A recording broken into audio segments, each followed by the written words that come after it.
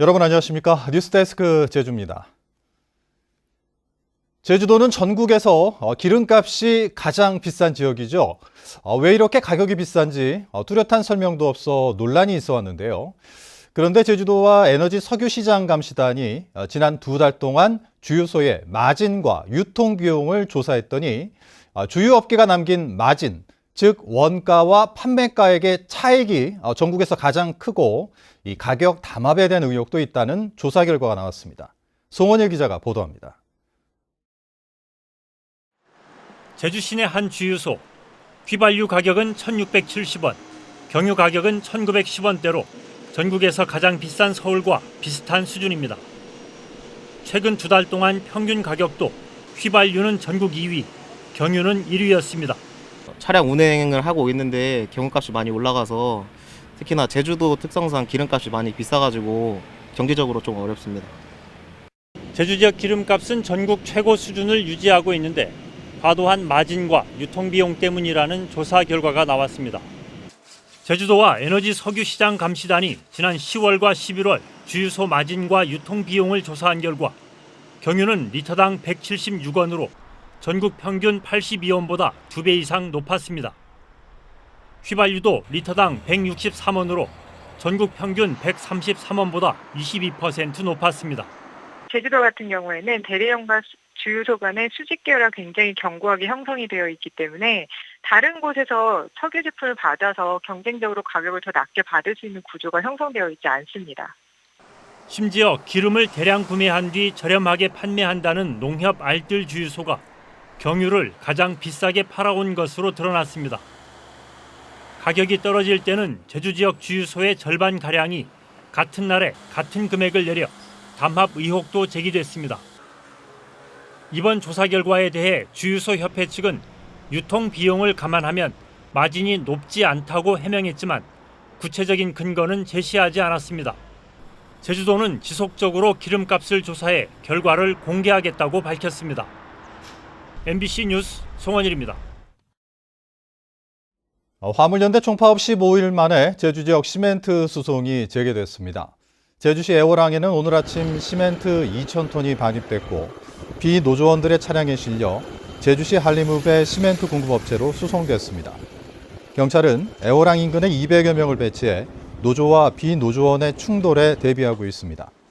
한편 경찰은 어제 국민의힘 제주도당에서 면담을 요구하던 민주노총 관계자들이 농성에 들어가자 2시간 만에 퇴거시키기도 했습니다. 제주의 대표적인 관광지 중에 하나인 송악산은 수려한 자연경관과 독특한 화산지형을 자랑하지만 대규모 관광 개발이 추진되면서 환경 파괴 논란이 끊이지 않았는데요.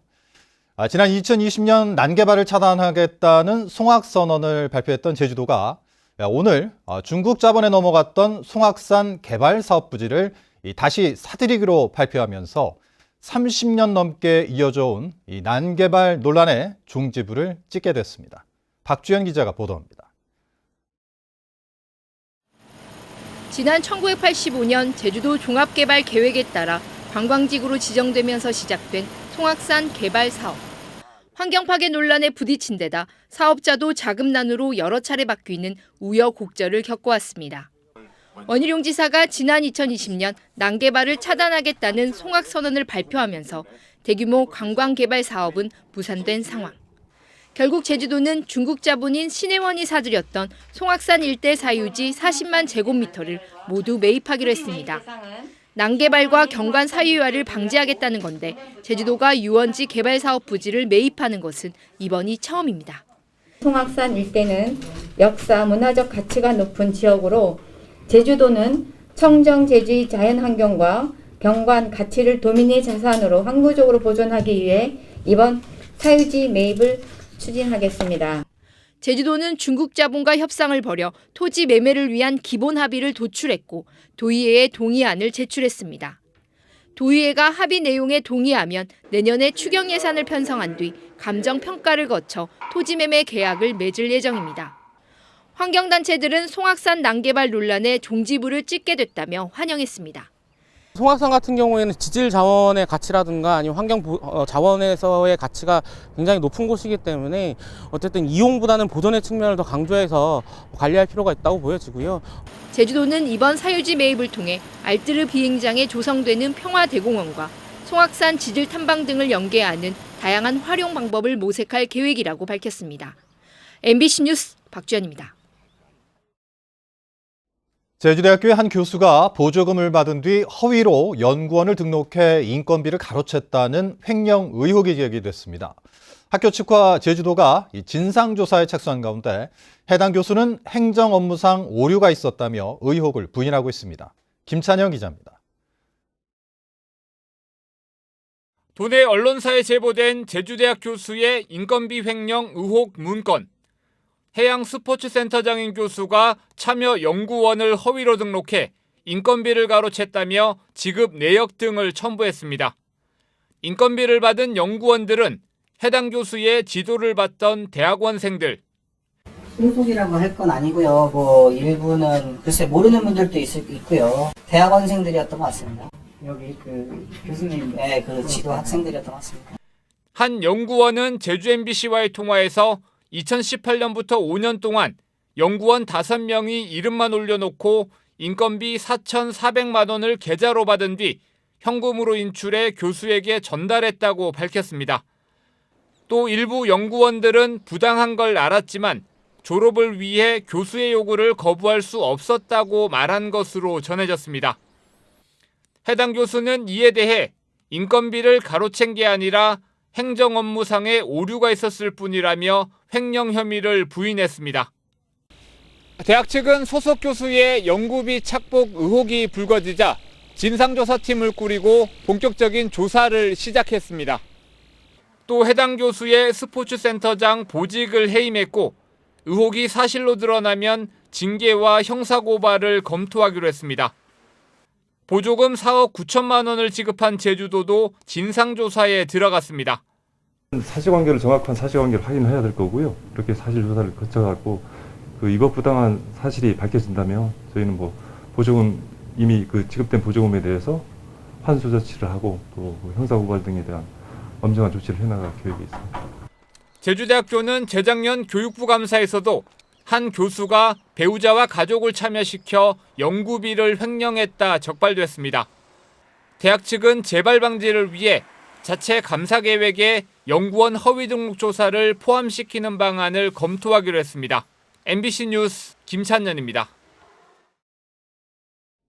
세계적인 건축가로서 이타미 준이라는 예명으로 알려진 제1교포 유동룡은 제주에 많은 명소들을 남겼는데요. 그가 사랑했던 제주에서 독특한 작품 세계를 만나볼 수 있는 유동룡 미술관이 문을 열었습니다. 김항석 기자입니다. 한라산 기슭에 들어선 포도송이 모양의 건축물. 제주의 오름과 초가를 형상화한 유동룡의 대표작 포도호텔입니다. 물 위에 떠있는 듯한 모습의 교회. 노아의 방주를 모티브로 설계된 방주교회 역시 유동룡의 작품입니다. 제1교포로서 이타미 준이라는 예명으로 알려졌지만 평생 귀화를 거부했고 한국인 최초로 프랑스 예술문화훈장을 받은 유동룡. やはり美術であれ建築であれね、どうしてもやはりその地域のコンテキスト、文脈、その根っこ核をね掴み出して、そこを突き出さない限り僕はやはりリアリティ持ち得ないと。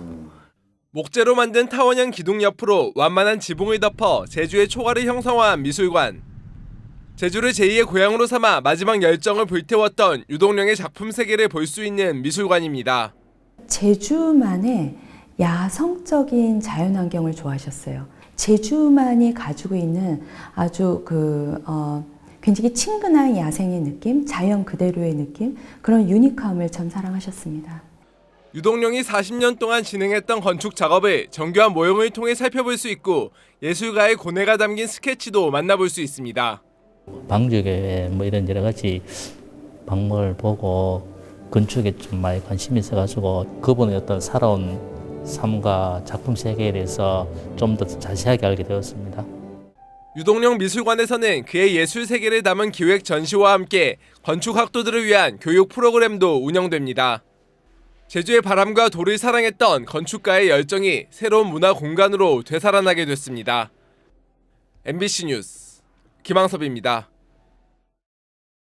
오늘 오후 3시쯤 제주시 구자읍의 한 레일바이크 체험장에서 운행하던 전동식 레일바이크 한 대에서 불이 났습니다. 이 화재로 레일바이크에 타고 있던 관광객 2명이 얼굴 등에 화상을 입고 다른 2명이 연기를 흡입해 병원으로 이송됐습니다. 경찰과 소방당국은 전기 배터리 과열로 불이 난 것으로 보고 정확한 화재 원인을 조사하고 있습니다. 서귀포 경찰서는 말을 불법으로 도축한 혐의로 70대 남성 등 2명을 입건해 조사하고 있습니다. 이들은 지난달 30일 서귀포시 안덕면 서광리의 야초지에서 말 한 마리를 도축한 혐의를 받고 있는데 키우던 말이 죽어 사체를 해체했다고 주장한 것으로 알려졌습니다. 도축장이 아닌 곳에서 가축을 도축하면 10년 이하의 징역형을 받게 됩니다. 제주해양경찰서는 환경단체 등과 함께 오늘 제주시 구자읍 김영해수욕장 부근에서 기름 덩어리로 추정되는 정체불명의 흰 알갱이 200kg을 수거했다고 밝혔습니다. 뉴스데스크 제주를 마칩니다. 시청해주신 여러분 고맙습니다.